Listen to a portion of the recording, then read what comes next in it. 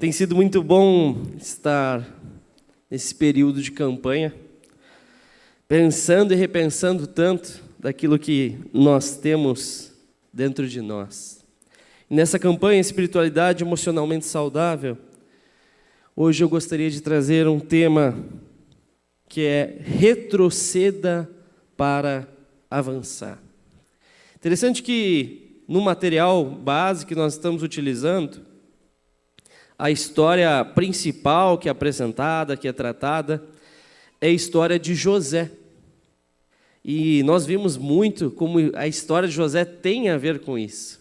Vimos principalmente na família a respeito disso tudo. Mas Deus tem trabalhado no meu coração a partir da história de outro personagem bíblico, que é Jacó. Talvez eu confunda aqui, meus irmãos, José e Jacó. Eu tenho o costume de confundir José e Jacó, e também Rebeca e Raquel. Então pode ser que aconteça isso. Eu acho que tem a ver com o fato da Raquel e da Rebeca ser invertido da nossa igreja, né? Porque na Bíblia vem primeiro Rebeca, depois Raquel. Na nossa igreja vem primeiro Raquel, depois Rebeca.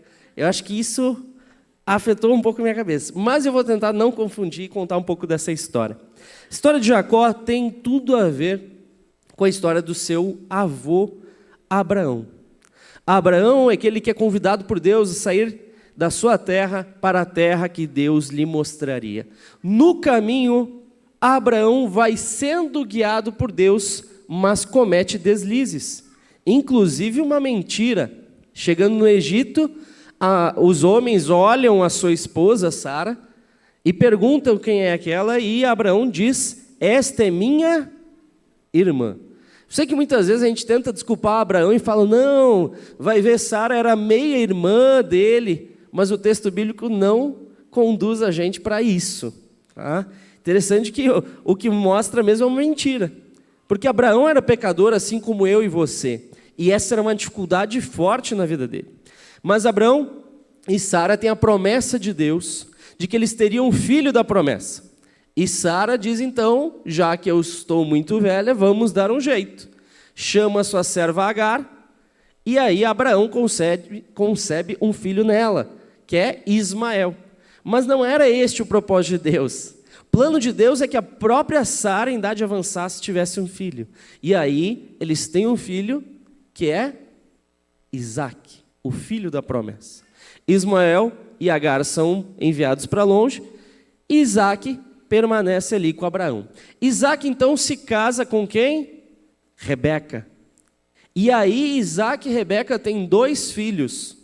Filhos gêmeos, quase nascem juntos, mas primeiro vai um e o outro vai agarrado no seu calcanhar. Esaú, o mais velho, e Jacó, o mais novo. Mas já na sua gravidez, Rebeca, e às vezes a gente não para pensar nisso, Rebeca tinha tido um sonho e uma revelação de Deus que dizia que o mais novo estaria sobre o mais velho. E ao longo da sua vida, ela então tem esse coração voltado ao mais novo, a Jacó. Diz o texto bíblico que Isaque ama Esaú e Rebeca ama Jacó. E Rebeca então trama. Ela vai ao seu filho mais novo e diz, olha, seu irmão foi buscar uma caça, então faça o seguinte, traga um cabrito e eu vou fazer um cozido gostoso para o seu pai e você vai receber a bênção no lugar do seu irmão. E aí Jacó, diz o texto, fala, mas mãe, e se meu pai vê que eu não sou Esaú? E ela diz que cai a maldição sobre mim, vai e faça o que eu estou te falando. E acontece aquilo que talvez vocês saibam, Jacó engana o seu pai e recebe as bênçãos. Quando chega Esaú, já não tinha bênção nenhuma sobrando. E aí o pai dele lançou sobre ele o que estava sobrando, que era maldição. Esaú, irado, pensa, logo que meu pai morrer, eu vou matar Jacó. E a mãe, vendo isso, diz, bom, o que a gente vai fazer? Vamos botar os dois para conversar e se alinhar? Não. Vou dar um jeito de sumir com Jacó. Chega no seu marido e diz, amor, eu prefiro morrer a ver meu filho Jacó casando com mulheres que não são da nossa linhagem, como fez Esaú. Dê um jeito nisso. E aí ele manda Jacó para ir até a casa de Labão, seu tio, e lá ele se apaixona. Se apaixona por quem? Raquel. Labão, porém, engana ele, faz ele casar com Lia. E aí ele tem que trabalhar muito tempo para casar com Raquel. Na sequência, Labão então fala: olha, continue trabalhando comigo, está tudo indo bem aqui. E Jacó diz: não, eu preciso cuidar da minha família também, eu vou voltar para minha terra. E Labão diz: não, eu te pago um salário, fique tranquilo aqui. E Jacó diz: não, eu preciso voltar. E quando Labão não está ciente, ele vai, foge com os seus servos, com as suas esposas, com os seus filhos, e no caminho Labão o alcança. Pronto a matá-lo, mas Deus fala: Labão, não faça nada com Jacó. Jacó então vai em direção ao seu irmão. E é interessante porque Jacó sabia que o esperado era que seu irmão matasse ele. Gente, na cultura hebraica, é uma cultura de honra e desonra. É uma cultura de vingança. Uma cultura na qual nós vemos na sequência, depois da história, inclusive o próprio Jacó se vingando daqueles que fazem mal à sua filha.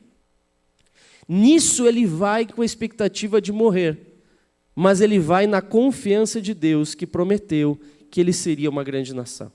Então ele vai, do jeito dele, enviando presentes para o seu irmão, encontra a Deus, luta com Deus e pede a sua bênção. Deus o abençoa e finalmente nós temos o desfecho dessa parte da história. Gênesis capítulo 33, versos de 1 a 4, no qual diz assim: Jacó levantou os olhos e viu Esaú aproximando-se com seus 400 homens. Assim dividiu seus filhos entre Lia, Raquel e as 2 servas. Colocou as servas e os filhos delas à frente, Lia e seus filhos em seguida, e Raquel e José por último. Jacó passou à frente e, ao aproximar-se de seu irmão, curvou-se até o chão 7 vezes. Esaú correu ao encontro de Jacó e o abraçou. Pôs os braços em volta do pescoço do irmão e o beijou, e os dois choraram. Nós vemos aqui um encontro de amor entre 2 parentes que tinham tudo para se odiar. E um encontro no qual os detalhes são bonitos aqui. Esaú olha o seu irmão e corre na sua direção. Jacó, que estava acostumado com a ideia de ser perseguido e achou que Esaú o perseguiria, vê o irmão não correndo contra ele, mas na sua direção, para lhe abraçar. Alguém que coloca os braços em volta do seu pescoço e o beija, e os dois choram junto. Eu digo que só o poder do Espírito de Deus pode levar irmãos que se odeiam a mostrarem perdão dessa forma. E eu creio no poder de Deus para transformar famílias e ver isso acontecendo. Eu já vi isso acontecendo. E eu creio que o meu Deus, que fez essa união entre irmãos, pode unir famílias quebradas também. Amém? Por isso convido você agora a fechar seus olhos, para nós orarmos pedindo a Deus a direção a partir desse texto. Senhor, eu te peço, Pai, esteja nos direcionando agora, que venhamos a compreender, Pai, a Tua palavra, a Tua vontade para as nossas vidas. E eu te peço, Pai, tenha misericórdia de mim agora. Esteja me usando como instrumento em Tuas mãos, Pai. Eu sei que não sou merecedor, mas eu te peço, Pai, tenha misericórdia de mim agora, tenha misericórdia dos meus irmãos, que nós venhamos, Pai, entender a Tua vontade. Em nome de Jesus. Amém. Meus irmãos, a partir desse texto e da nossa campanha, eu consigo ver a importância de olharmos para trás para avançarmos. Precisamos muitas vezes na vida voltarmos alguns passos e resolvermos algumas coisas para avançarmos sem um peso nas costas, avançarmos na direção que Deus quer. Mas para isso, precisamos fazer 3 coisas. A primeira é: veja de onde você veio.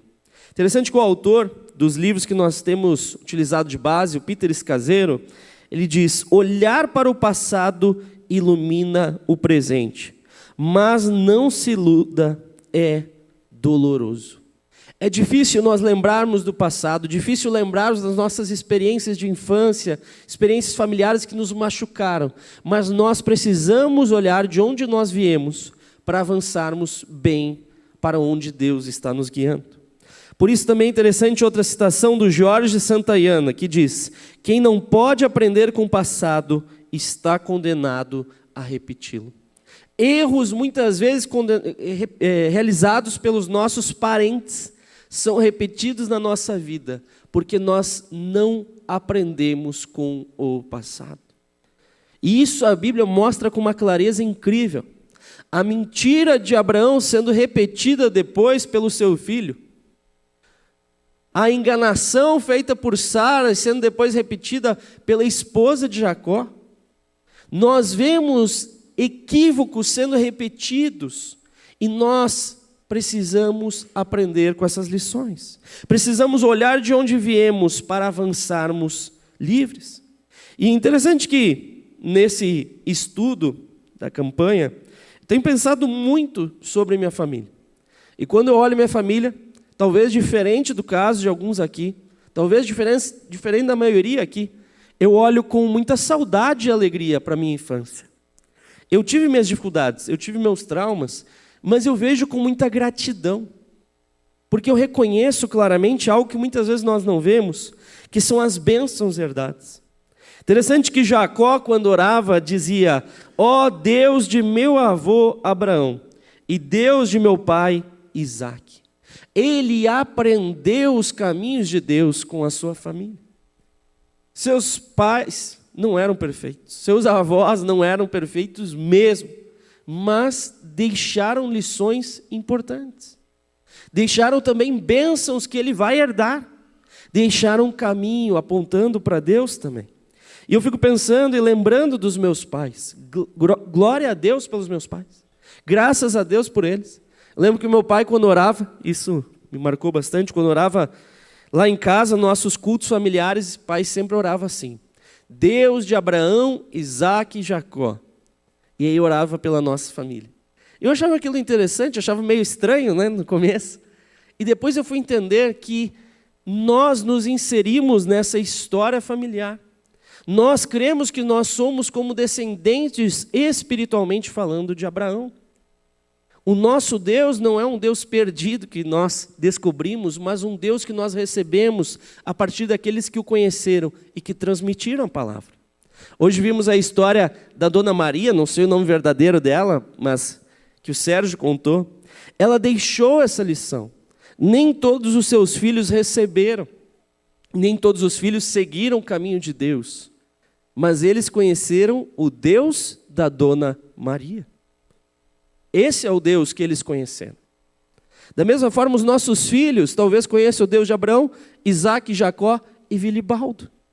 O nosso Deus é apresentado adiante. E eu fico lembrando não só dos meus pais, mas também dos meus avós. A minha avó, já falecida, lembro quando ela falava com um amor do seu pai. Seu pai, meu bisavô, Orestes, que era pastor. Esses dias atrás estava lembrando disso, né? Que eu nem lembrava que eu tinha pastor na família. Alguém tinha comentado, né? Você tem pastor na família? Não tenho, não. Mas meu bisavô foi pastor. E eu lembrava o amor que minha avó tinha pelo seu pai. E como ela via o cuidado de Deus, apesar das dificuldades financeiras que eles passaram. Como, por exemplo, quando meu bisavô faleceu, diz a minha avó, ou dizia, né, que ela já é falecida, dizia que não havia ninguém na cidade para pregar. E do nada apareceu alguém que ninguém conhecia e disse: não, eu vim para trazer a mensagem no velório. E pregou e disse que foi aquela comoção. Quando foram procurar a pessoa, sumiu, desapareceu. Minha avó tinha certeza que foi um anjo enviado por Deus. E ela contava isso e contava as suas experiências com Deus e o cuidado de Deus na sua vida. E hoje eu vejo essa bênção herdada.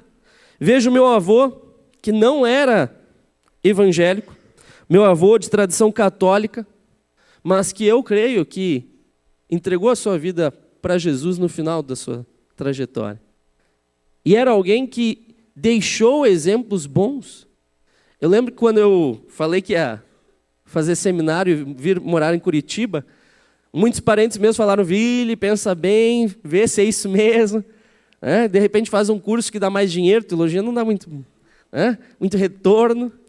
E eu lembro que o meu avô falou, Vili, se é isso que você quer, pode ir que eu vou te ajudar, conte comigo.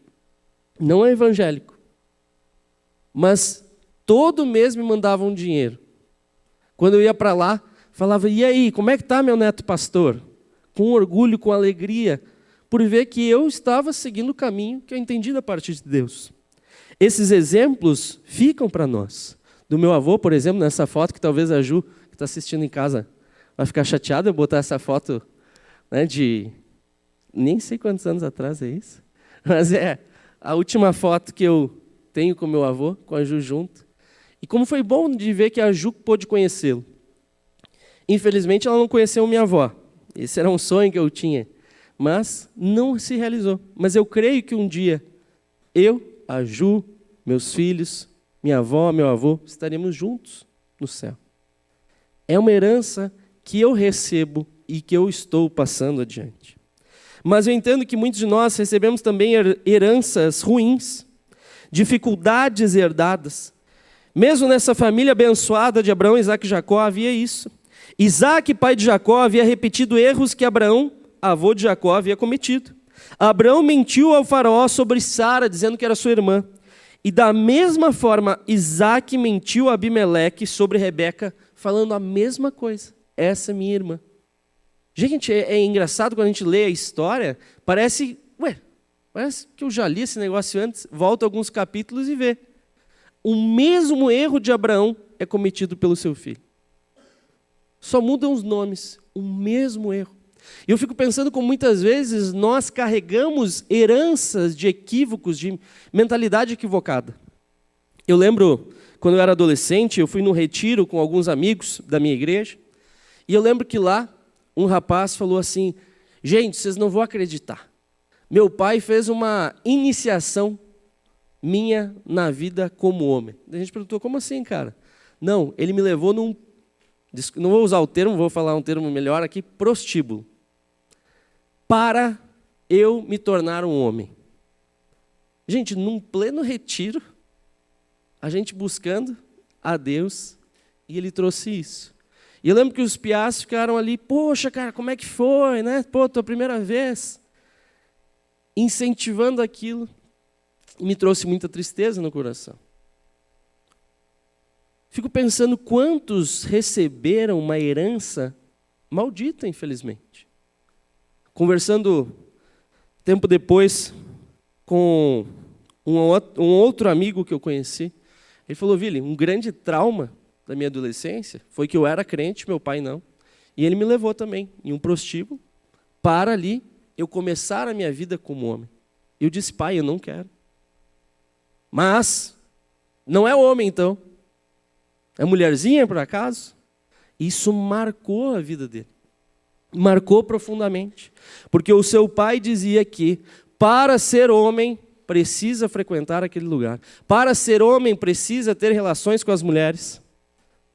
Inclusive e principalmente fora do casamento.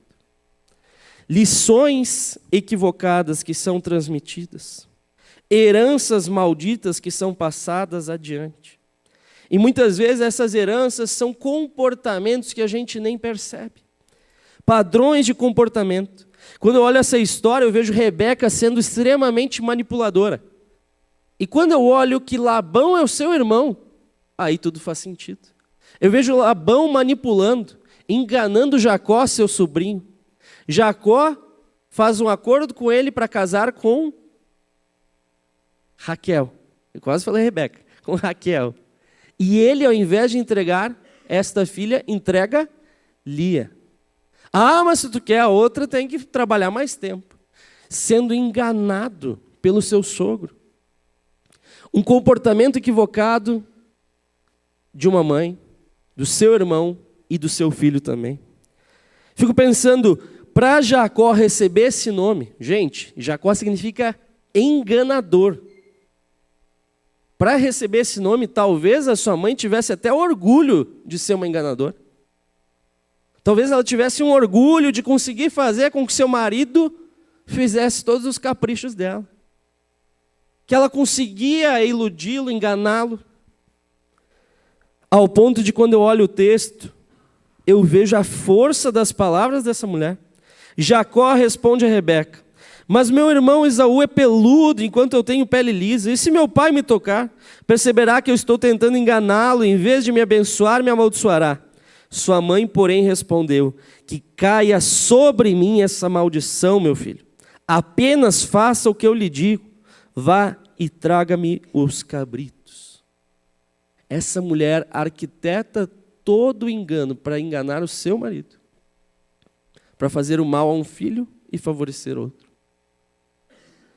Interessante que Rebeca é uma personagem que a gente tem muito a aprender com os seus erros. Tanto é que Rebeca, pode passar mais um, é inclusive um dos personagens que eu e o Renato estudamos no nosso livro E Pediu para Si a Morte. E nesse livro nós vimos todos os personagens que pedem a morte. O mais clássico, Elias, que pede para si a morte, clamando a Deus. Aqui nós temos Rebeca, em Gênesis 27, 46, também pedindo a morte. Olha só. Depois Rebeca disse a Isaac: estou cansada dessas mulheres hititas que vivem aqui. Prefiro morrer a ver Jacó se casar com uma delas. Eu lembro quando eu estava escrevendo esse livro, conversando com o Renato. Renato falou: mas Vili, aqui ela não está pedindo a morte. Ela está manipulando as coisas. E eu falei: justamente. Mas não há por que não estudar isso, a manipulação e o efeito mortífero da manipulação familiar. Gente, por mais absurdo que pareça, há muitas pessoas que ameaçam tirar a sua vida e alguns, inclusive, tiram a sua vida para manipular seus familiares. É um tema importante, porque toca as nossas vidas diretamente. E quando eu olho esse caso de Rebeca, eu lembro do que eu aprendi com Carlos Catito Gribowski, que ele chama de escalação sacrificial. É um padrão comportamental de famílias na qual há uma vitimização, onde uma pessoa se coloca na condição de vítima e tudo que é feito com ela, ela só vê defeito. Ah, não me ligam. Ah, não me dão atenção. Ah, ninguém olha para mim. Puxa vida, não consigo nem falar com meu filho, ele nunca me atende. E aí só percebe o negativo. Às vezes isso acontece com mais de uma pessoa na família, e aí há uma briga para ver quem é a vítima maior. Catito diz, é uma dança escalonada de tentativa contínua de superar o outro no papel de vitimização. Gente, já vi isso aqui de perto, em famílias doentes, onde há um reclamando e o outro reclamando, e não há uma busca por solução. Apenas dois querendo ser a vítima da história. E muitas vezes pessoas presas a isso, presas a comportamentos equivocados. No livro, Peter Escaseiro traz vários exemplos de mandamentos familiares equivocados. Sobre o dinheiro, por exemplo, dinheiro é a melhor fonte de segurança. Muitas vezes nós ensinamos isso nas nossas famílias sem nem perceber. Nós ensinamos para os nossos filhos que eles precisam ter dinheiro para ter segurança. De modo que nós não confiamos em Deus e ensinamos eles a não confiarem. Segundo lugar, conflito. Lição de evite conflito a todo custo. Nós vemos na Bíblia como evitar conflito só gera mais problema. E muitas vezes nós buscamos jogar tudo debaixo do tapete da nossa família. Sobre sexo, ensinamos que não se deve falar sobre sexo abertamente. É um tabu. Não conversamos com os nossos filhos e aí eles entram no casamento, ficam frustrados e geram problemas. Muitas vezes se ensina que os homens podem ser promíscuos e as mulheres devem ser castas. Se ensina que a sexualidade no casamento é algo fácil, por exemplo. E eu tenho me assustado vendo como há casais com problemas na área sexual. Há muitos casais. E quem faz aconselhamento de casais percebe isso. Eu e a Ju, conforme nós temos aconselhado casais, temos visto que isso é mais comum do que nós imaginávamos. Porque muitas vezes surgem conflitos no interior do núcleo familiar, entre marido e mulher. E isso não sendo resolvido, mas sendo jogado debaixo do tapete, gera uma inimizade, cuja consequência óbvia é ambos não quererem ter relações um com o outro. E muitas vezes as pessoas só olham a situação e não olham os problemas. Sofrimento e perda se ensina que a tristeza é sinal de fraqueza. Tempo atrás, aconselhando um adolescente, ele veio falar comigo que estava sentindo uma tristeza profunda e começou a apresentar os sinais. E eu vi que provavelmente ele estava com depressão. E eu falei, olha, você não pensa em conversar com um psicólogo sobre isso? A resposta dele foi, olha, meu pai sempre me ensinou que psicólogo é coisa de gente fraca e gente que não trabalha. Quando eu falei de ir para um psicólogo, meu pai falou, isso aí é falta de ter o que fazer. No meu tempo, a gente trabalhava desde cedo. E eu, por exemplo, trabalhei desde cedo e nunca precisei ir num psicólogo. Conhecendo a família, fiquei pensando, puxa vida, que pena que o pai não foi.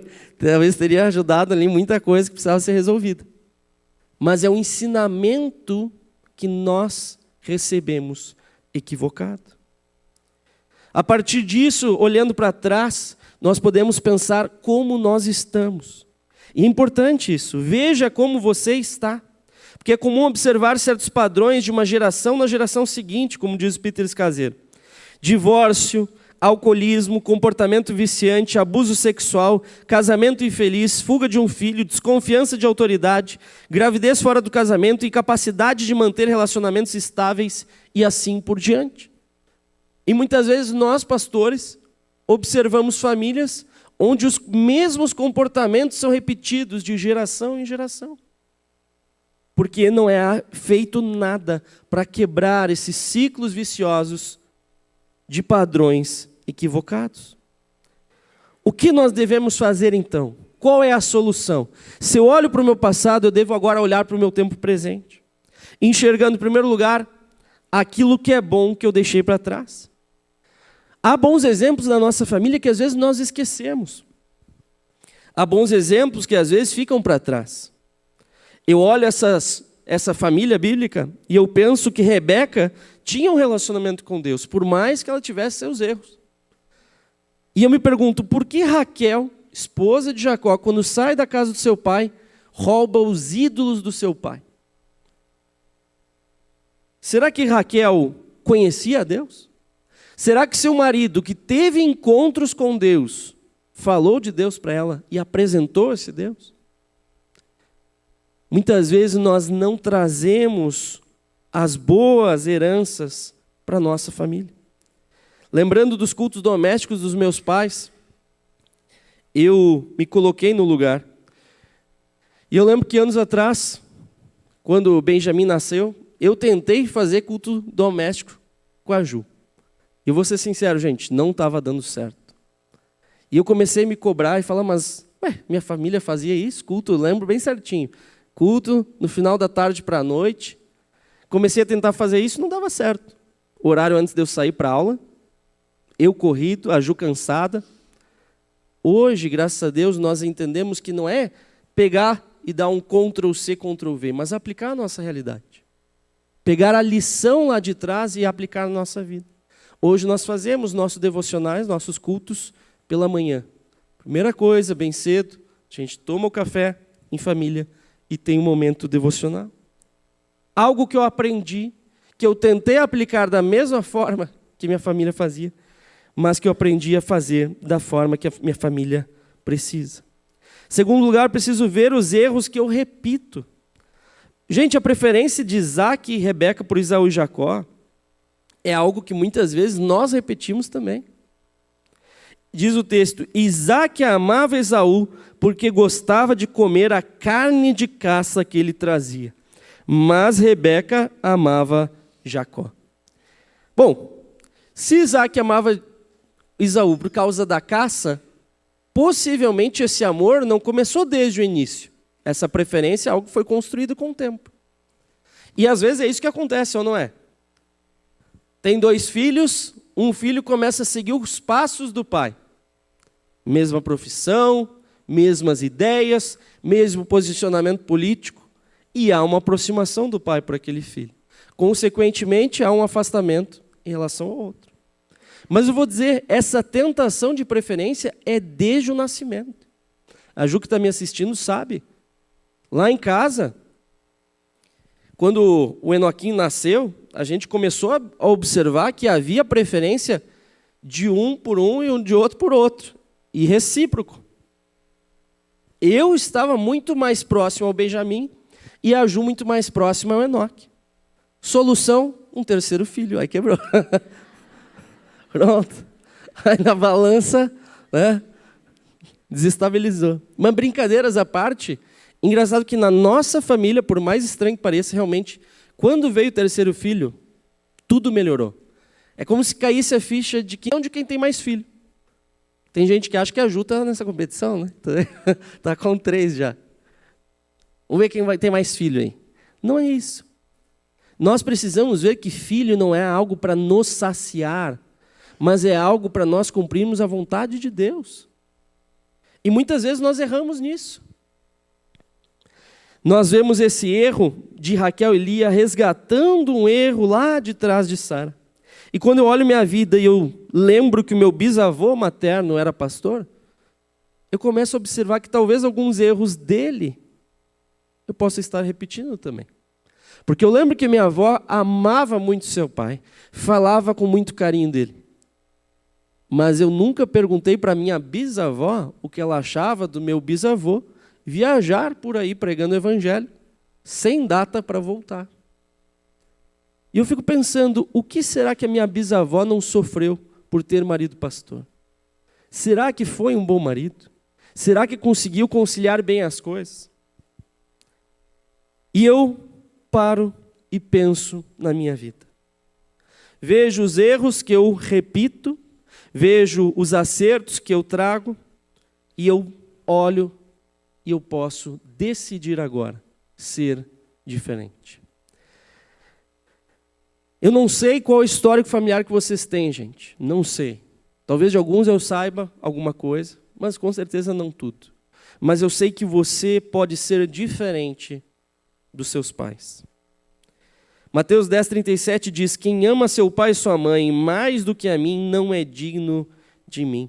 Interessante que nós às vezes amamos nossos pais e nos prendemos a eles e às suas visões de mundo. E isso impede que a gente viva o que Jesus tem para nós também. Tempo atrás, conversando com um casal, a mulher disse assim: o meu pai não é referência nenhuma de casamento, mas é quem eu busco quando eu brigo com meu marido. Um absurdo completo. Mas porque há uma dependência emocional dela com seu pai. Mas o seu pai, preso em erros, aprisiona ela também. Muitas vezes nossos pais, querendo nos ajudar, nos limitam aos seus próprios equívocos. Rebeca, quando eu olho, eu acho que ela era uma mulher que talvez tivesse ótimas intenções. Deus não tinha dito para ela que seu filho mais novo seria o que reinaria sobre o outro? Ela só estava fazendo vontade de Deus. Pois é, mas às vezes não somos nós que devemos fazer a vontade de Deus ser feita sobre os nossos filhos, mas precisamos que Deus atue na vida deles. Por isso precisamos ser diferentes. Nós não devemos impor o que pensamos, mas devemos incentivar os nossos filhos a serem ainda melhores do que nós. Nisso, nós mesmos podemos dar um passo em relação aos nossos pais. E eu digo isso com muito amor e carinho, como minha mãe pode estar assistindo, né? Não é no sentido, quero ser melhor que meus pais, mas no sentido, eu olho para trás, eu posso aprender com os erros. E eu posso dar passos além. Eu posso buscar a mudança. Busque a mudança, gente. Jacó é alguém que nasce e recebe o nome, o enganador. Mas depois Deus muda a sua história e muda o seu nome. Jacó se torna Israel, aquele que lutou com Deus. Por que Jacó lutou com Deus? Para receber a bênção de Deus na sua vida. que Jacó olhava o que Deus tinha mandado, que é volte para sua terra, volte e encare Esaú. E Jacó dizia, não faz sentido. Eu preciso de uma garantia de Deus que é isso mesmo que eu tenho que fazer. E ele recebe a bênção e segue o caminho. Nós precisamos enxergar na nossa vida que quando Deus nos ordena, a palavra dele é a garantia. Lembro quando Israel nasceu, olhei aquele carinha ali, né? Tá a foto. Agora tá desse tamanho, né? Mas já foi menorzinho. Eu olhei ele e me veio uma tentação. E a minha esposa me tentou também, porque às vezes também. Ela falou assim, tem certeza que não vai botar Vilibaldo o nome dele? Eu olhei aquele alemãozinho. Na época eu não estava carequinha assim, né? Senão era quase um espelho, né? Mas eu olhei e fiquei, puxa, talvez, né? Parece comigo, né? E quando eu fui registrar, falei para o rapaz lá, bote aí, Israel Ferreira Rupental. Aí ele olhou meu nome e falou, você é Vilibaldo Rupental Neto. Por que você não bota Vilibaldo também? Eu boto aqui para você. Tu viu? É aqui, ó, tá na hora, é só botar aqui para ti. Ele falou, não, é Israel. E eu tinha esse compromisso diante de Deus, porque desde que eu sonhei em ter filhos, sonhei em ter meninas, já contei para vocês, e sonhei em ter um Vilibaldo. Sonhei em ter alguém que desse continuidade a quem eu sou. Mas, gente, nossos filhos não são isso. Nós não devemos colocar sobre eles aquilo que nós sonhamos em ser, gostaríamos de ser. Nossos filhos são sonhos e projetos de Deus e não nós. Por isso ele é Israel, que ele nasceu de um conflito meu com Deus. Mas diferente de Jacó, eu lutei com Deus e perdi.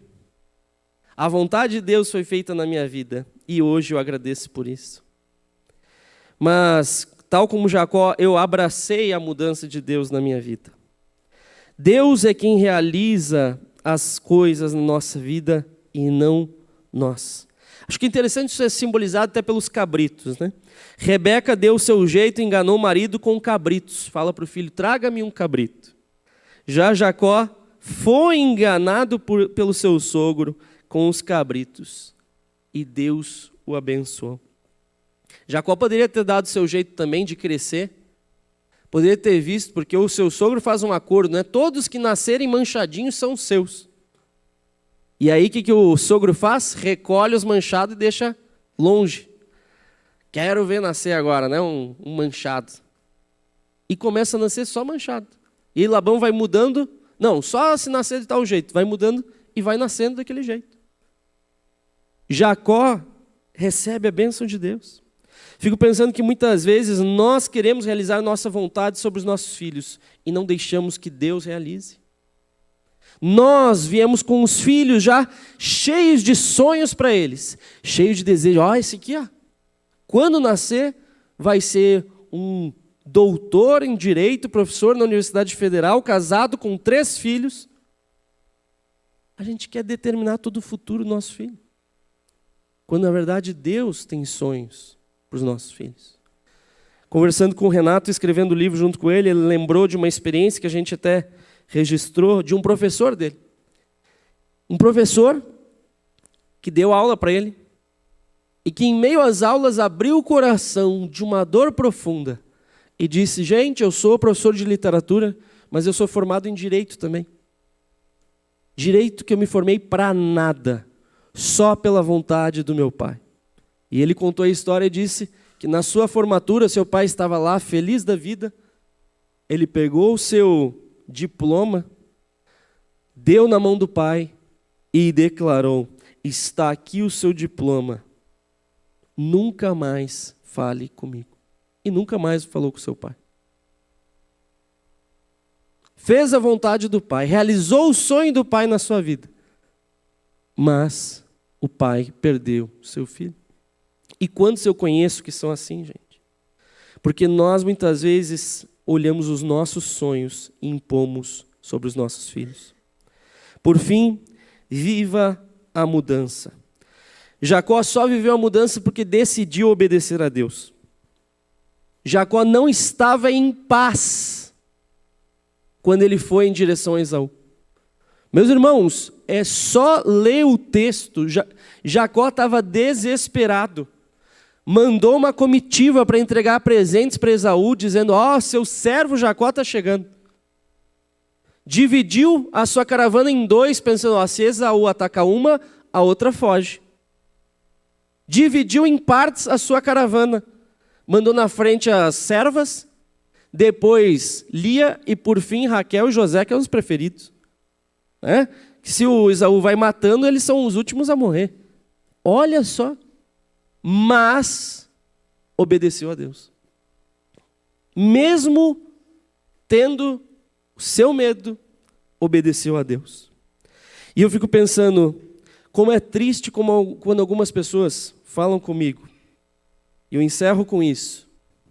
Como é triste quando eu vejo algumas pessoas que falam para mim assim: Vili, eu não vou perdoar o meu pai.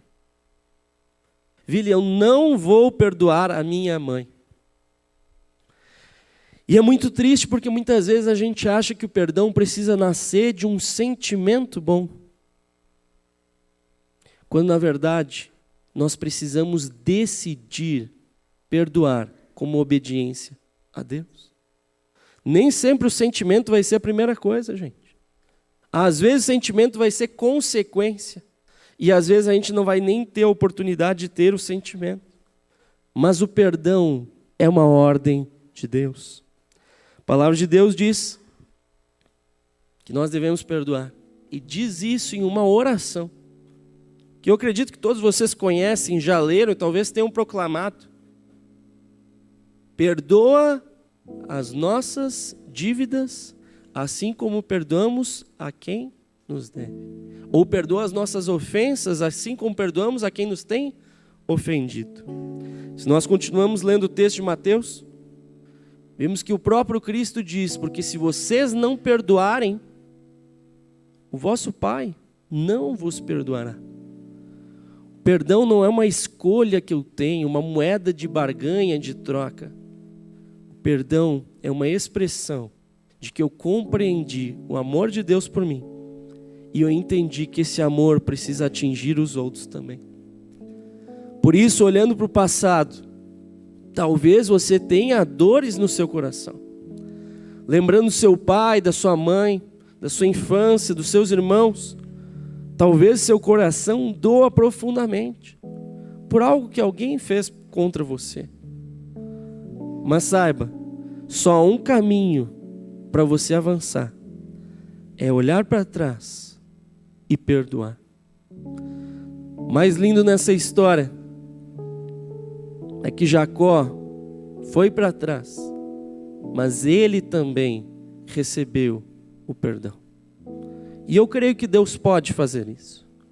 Eu creio que o meu Deus pode reatar, reunir, reconstruir famílias, reatar casamentos.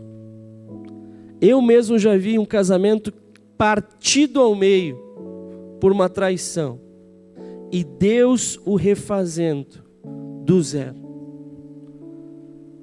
Eu vi já Deus refazendo famílias que não havia a menor possibilidade aos olhos humanos. E eu sei o Deus em quem eu creio, que pode todas as coisas. Por isso, mais importante do que sentir, mais importante do que olhar e achar que pode acontecer, é você se dispor nas mãos de Deus e crer que sim, Ele pode todas as coisas. Feche seus olhos, baixe sua cabeça e ore comigo. Deus, somos gratos, Pai. Somos gratos pelo Teu amor que nos alcançou. Teu amor, Deus, que nos constrange, trazendo salvação a nós através do Teu Filho Jesus Cristo. Eu te peço, Pai, que esse amor não esteja estagnado em nós, mas venha fluir através de nós, através de decisão, Senhor. Nós queremos, Pai, que Tu venha agir com o Teu Espírito Santo, nos movendo à Tua vontade, Pai. Sei que muitas vezes nossa vontade não é perdoar, mas a Tua palavra nos manda perdoar. E por isso eu te peço, Pai, nos conduz de volta ao passado, para derramarmos perdão, um perdão que nós cremos que vem de Ti. Nos purifica, Senhor, nos limpa e nos tira esse peso das costas, Pai, para que possamos avançar confiadamente para aquilo que Tu tem para nós. Porque eu sei, Senhor, que Tu tem planos para as nossas vidas, planos de bem e não de mal. Tu tem uma vontade, Pai, que é boa, perfeita e agradável. E eu te peço, não permita que a nossa vontade seja feita, mas a Tua vontade, em nome de Jesus. Amém.